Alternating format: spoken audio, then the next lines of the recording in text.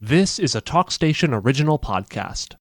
Hello and welcome to the Paper Boys podcast. I'm JJ Smith. And I'm Zach Nally. We're reporters with the Carteret County News-Times. We are joined via telephone former Croatan student athlete Jessica Seelinger. Thanks for being with us. Hi, thank you so much for having me. So Jessica, we're doing this series of former county student athletes who are taking unique paths in their college athletic career. And the fact that I think you're probably the only rower from the county defines you as a unique path. How does someone go from Croatan softball player and Croatan swimmer to a rower at Drake University? Yeah, that's actually a great question. You're still trying to figure that out yourself. Yeah, I'm definitely still surprised myself. I was talking to my teammates about it this morning, and I was just like, yeah, the more I think about it, the weirder this is. But I actually didn't come to Drake to be a student athlete. I walked onto the rowing team with no experience. Wow. I didn't even initially want to go to Drake. I love the school now. It's my favorite place to be.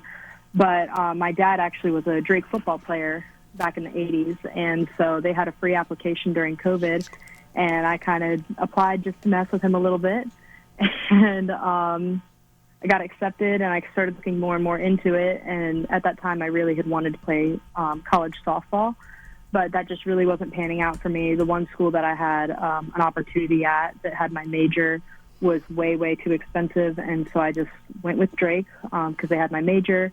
And then as I was going through these different activities I could do, I found out I could walk on to the rowing team and be a Division I athlete, and I was like,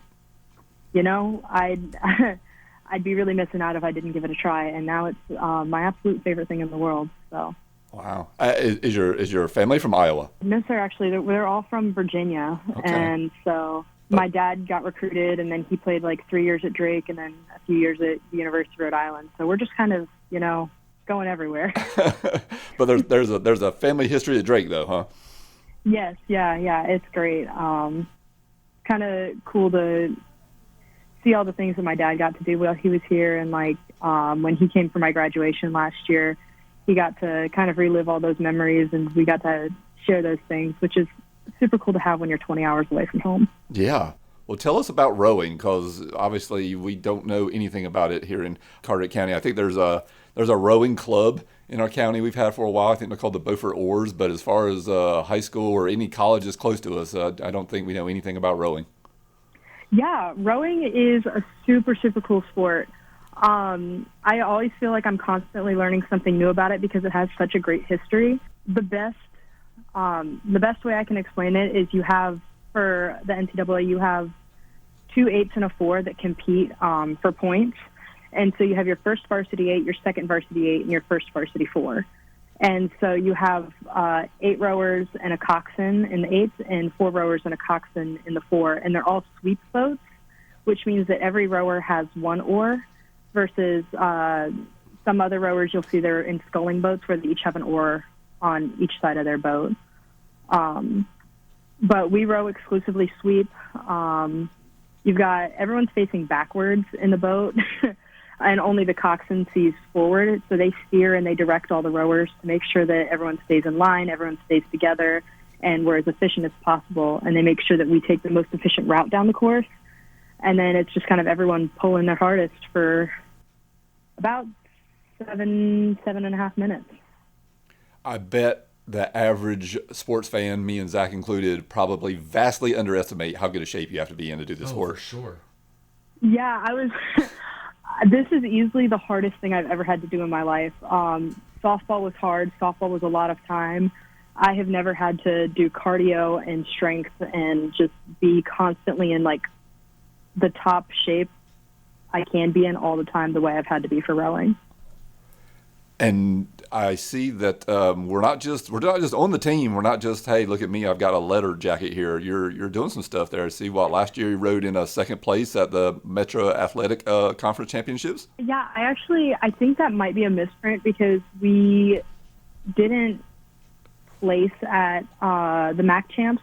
We placed second in in petite finals my freshman year, but since then we haven't necessarily had as much success at the podium at MAC, but we're really seeking to, Okay. I think we're really looking to get back up there this year. So. It's so funny that you're in the Metro Atlantic Athletic Conference, because I see where y'all are just getting ready to kind of kick off here. Is that right? Yeah, racing starts in March.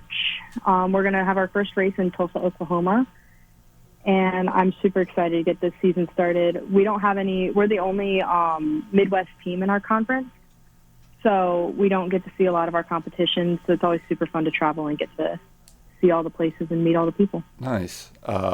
There's 7, 8, 9 teams in the conference. You are preseason ranked 6, so kind of middle of the pack there. And I say it's funny that you're in this conference, because it's been far and few between county athletes that we've had go on to row in college. But one that we actually did have was Victoria Healy from West Carteret, and she was at Jacksonville, which is preseason number 1 in the Metro Atlantic. So apparently, if you're going to be a Carteret County student athlete, you're going to row, you're going to do it in the Metro Atlantic Athletic Conference. Were you familiar that West Carteret girl had been in the Metro Athletic Conference? Yeah, I had heard about her, and I was super excited to hear that there was someone else from Carteret County who kind of took a similar path. Yeah. And I wish I had reached out to her if she was still an athlete, but the distance from Iowa to Florida is quite quite the gap. So, but we raced them the past 3 years every March in Florida. We're not going to Florida this year, but it's always super great to see them. How many races a year do you have? We have we usually do 6 in the spring and 3 or 4 in the fall, so Okay. not a whole lot. Okay. And spring rowing in Iowa, I would imagine maybe a little chilly. Yes, our river's frozen over right now, so we're not outside right now. We're just inside on rowing machines, which is it's great to be around other people, but sitting in that same spot for hours at a time can be a lot. I'm pretty sure any rower would tell you that. Well, days. I'm glad you mentioned that, because I want to go back just real quick to the recruitment onto the team, and you talked about having walked on, and had you ever rowed before? Was there a rowing machine at the gym at Cape Carteret, or was there?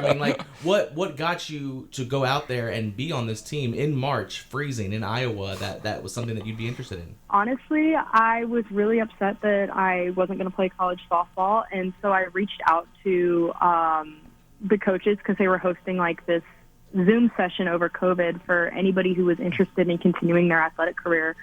And I got involved that way. So I knew May of my senior year of high school that I was going to walk onto the rowing team. And so I had all that paperwork done by the time I arrived at Drake. And then I just had a couple other compliance things to get done.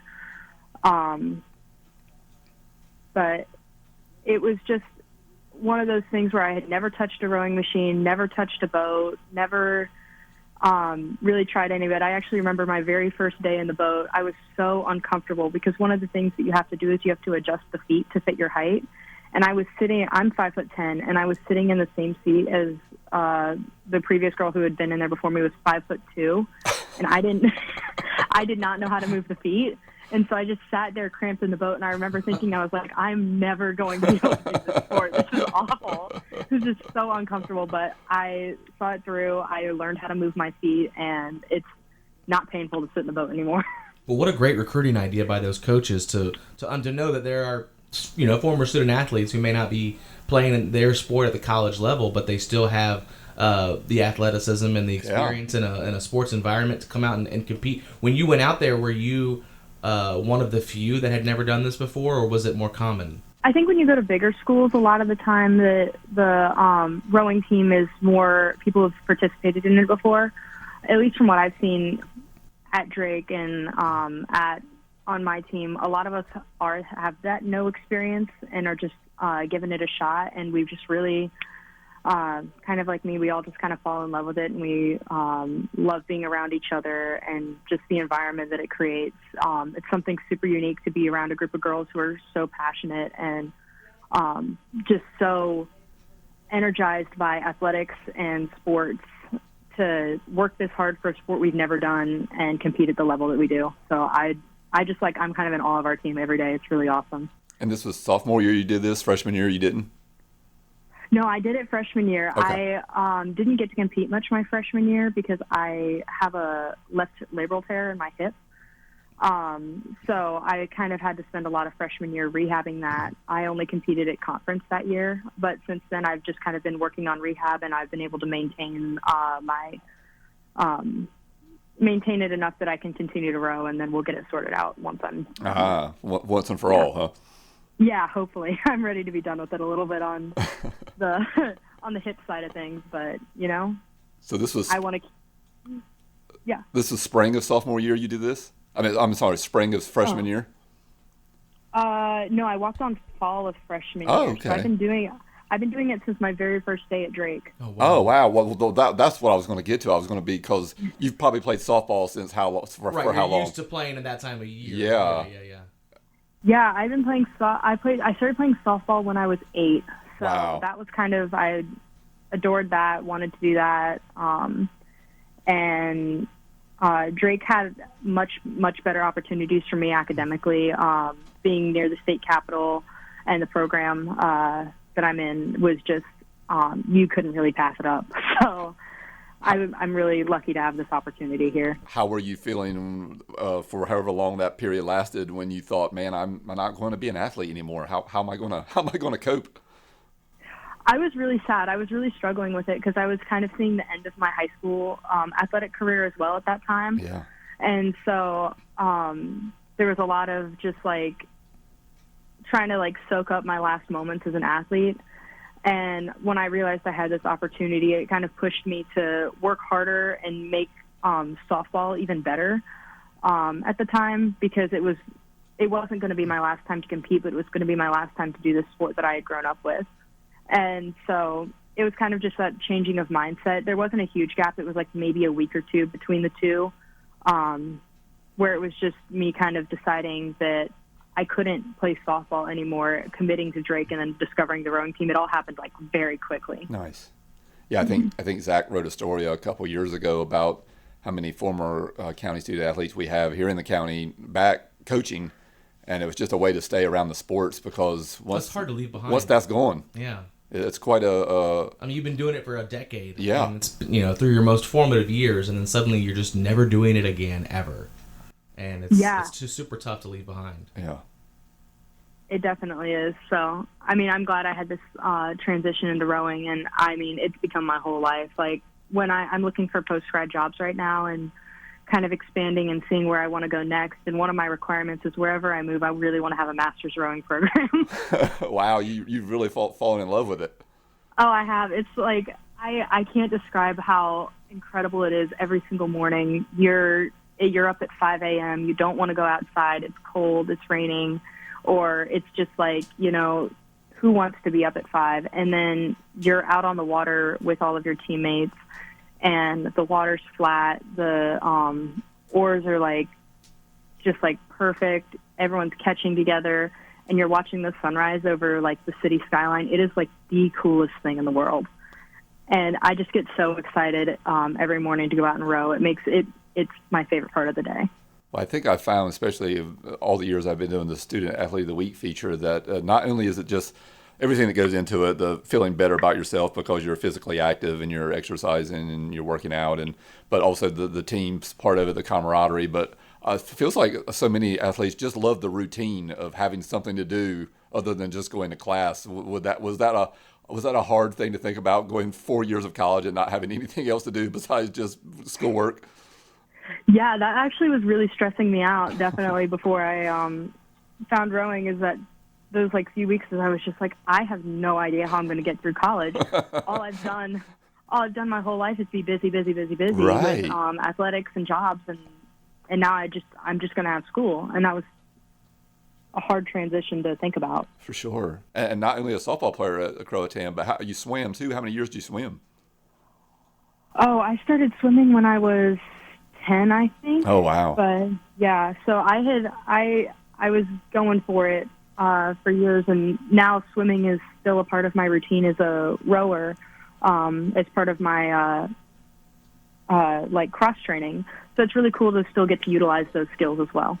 Plus, if the boat if you were to get knocked out somehow, you're good to go. No worries. You can just swim. Yeah, we're. Hopefully that never happens. I have not flipped a boat yet, but Nice. there's still like 4 months for me to do that. Now, did you grow up here in Cape Carteret area? Yes and no. I lived in Fredericksburg, Virginia until I was 13, and then I moved from Fredericksburg to Cape Carteret I gotcha. when in 8th grade. Yeah. What I was going to ask if you all were boat people or you know, out on the water people while you were living here. Have we that were, water for background. sure. Because now you certainly were. spend a lot of time on it there in Iowa. Yeah, it's very different actually. I'm always sitting there and thinking about that on the water sometimes, is how much closer I am in a shell than I am in like my dad's boat or something, where I've got like 4 or 5 feet of space when I'm out with my dad fishing, but it's like inches off the water. It's almost, I feel closer to the water when I'm in Iowa than I do in North Carolina, which is kind of funny. That is sometimes. funny. What number are you in the boat? What order, and does it matter? Yeah, actually, this is a super interesting thing. My coach makes the lineups every day, and I'm always just happy to be in a boat wherever it is. I row starboard, which means that my oar goes out to my left. Yes. Yeah, my oar goes out to my left, and so I pull with my right arm and I feather with my left hand, which feathering is just like twisting the oar in and out of the water so that it has like the most efficient stroke possible. And so typically, like if you were to talk to a UK rower, your starboard side is going to be what they call bow side, and port side is going to be your stern side, because the first rower in the boat is going to be a port, or I guess it's 8th rower because you count. You're sitting backwards, so it's super weird. So the person who's I'm trying to like, it's so hard to explain because everything's backwards. Sure. This is more of a diagram type of explanation. Yeah, so I'm saying starboard and port, but it's my left, but I'm facing backwards. So Right. It's like, Oh, I see. Okay, I sound of course, crazy. of course. No, Right. no, no. Well, in my head, I'm looking at him in the studio. I'm thinking maybe it's because she said she pulled with the right arm. So maybe that's why. No, I see, because you're backwards. Yeah. Oh, okay, I yeah, see. I'm backwards. So I do that on my dad's boat too. I'll be facing forwards, and I'm mixing up starboard and port because I'm so used to sitting backwards. But port is typically the first rower in the boat, and they sit in 8 feet, which is the furthest back, but they're setting the stroke rate for the rest of the team. So they're called stroke seat, and then you have 7 feet, which is your like the opposite side. They're part of stern pair. And then you've got your middle 4, which they call the engine room. So they're going to be your like 4 strongest rowers. And then you've got your bow pair that kind of set the boat and make it help make it as stable as possible. So each role kind of has like a different position to fill, essentially, where your first rower is going to be your most consistent and your most efficient, and your last rower is going to be the most balanced. And then everyone else kind of fills in that middle pair, and those middle 4. Wow. And yeah. I never would have dreamed it was that complicated. It was one of those things I didn't learn until way later than I should bet. have. Sure. Because I just show up and I pull as hard as I can. every Right. day. Sure. Right. Twice about it, yeah. They're like, Yeah. Jessica, you're the muscle. Just row. Yeah. I sat 5 feet last year, so I was in that middle 4, and I just, turn your brain off for the whole race. You never think. You just go. So where are you at this year, you said? I don't know yet. So we're gonna we're still doing erg testing and erging right now, which is our indoor rowing machine. And we do that until the river thaws, basically. Wow. And then at some point, coach will start putting lineups together and getting us set for the season. You can't really set lineups when you can't get a boat out. So, Sure. like, I'm sure programs might be already gearing up for that, but we're just not, it doesn't seem to me that we're there yet. Yeah. And the erg is just testing everybody's rowing strength, pretty much. It's just kind of the same motion that it is in the boat, so it's very leg focused, and it maintains that power and that's like ability throughout the winter months when you can't get out. And you test the same distance that you would race on the water. So we do 6K tests and 2K tests. to determine essentially how fast could you pull a boat in theory with perfect conditions, because obviously conditions affect a lot how your race goes. I guess that's the question we should have asked. What are the lengths of these races? Yeah, so our spring season we do 2K races. So I think it's 1.25 miles-ish. And in the fall we do head races, which are between 4 to 6K usually. So that first one you mentioned, that sounds like a quick race in a boat. Yeah, that's the one that's about 7.5 minutes, depending on the. Oh wow! Yeah. It's a furious 7.5 minutes. Gosh. Okay. So season's in a couple of weeks. River is thawing still. Yeah. It's very cold up there, and of course you're staying busy. I think in January you started as an internship at the Advocacy Cooperative in Des Moines as a government affairs intern.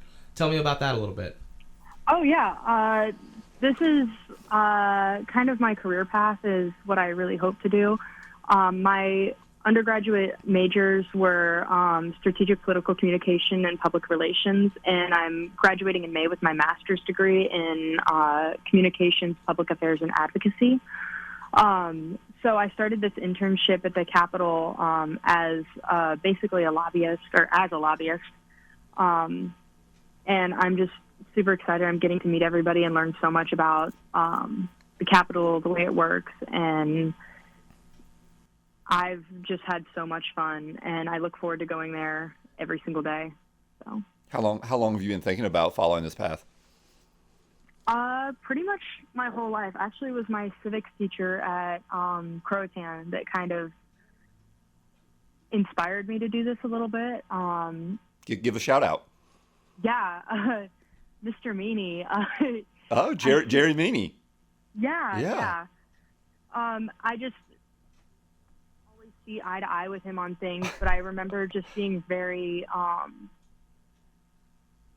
interested in his class all the time and always intrigued and wanting to learn more. And it got to the point where I was like, I think I really just want to be in this career path, and I want to help advocate for things that could make the world better and make things better for everyone. Nice. And I'm seeing here that it looks like you graduated the bachelor's last May. What made you know that you wanted to stay at Drake for your master's?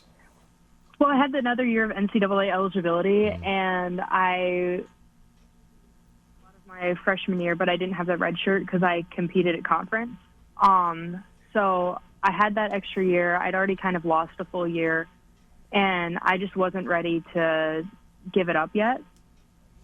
And we have a novice class, so all of my teammates and I that joined the team at the same time, a lot of us are graduating together this year, and I didn't want to just, leave that experience without them as well. I think that was a big part of it. What do you think you would lobby for once you get into your career? Oh, that's a big question. I don't know yet. I would hope that I minored in undergrad in environmental sustainability and resilience, so I'm really passionate about development and sustainable development and public transportation and that sort of thing. So I think I'd be interested in that, but I'm really open to a lot of things. And Jessica, like everybody we've talked to for this series, and everybody I talk to every week in the Student Athlete of the Week, and just all the kids, it feels like in Carteret County, so many, is just a smarty pants. She's all academic team in the MAC for 2 years in a row. So good on you. Thank you so much. Jessica, thank you so much for spending some time with us and adding to this series. It's been really interesting, and good luck. We'll be following Drake rowing from now on. Yeah, absolutely. Thank you so much. You bet.